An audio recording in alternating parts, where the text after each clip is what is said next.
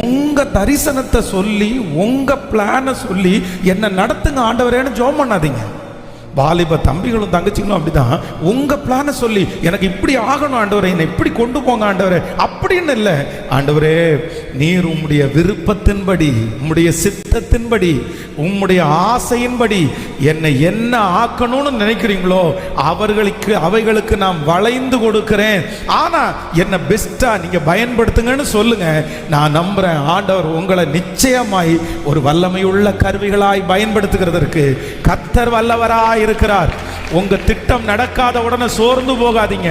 உங்க யோசனை நடக்காத உடனே சோர்ந்து போயிடாதீங்க. உங்களுடைய படிப்பு கை கொடுக்கும்னு நினைச்சு அதுல நீங்க விரக்தி ஆகிறத குறித்து கவலையே படாதீங்க. நான் நம்புறேன் ஆண்டவர் அவருடைய பிளானுக்கு உங்க கையில கொடுங்க. அவர் உங்களை நடத்துறது பெஸ்டா தான் இருக்கும்.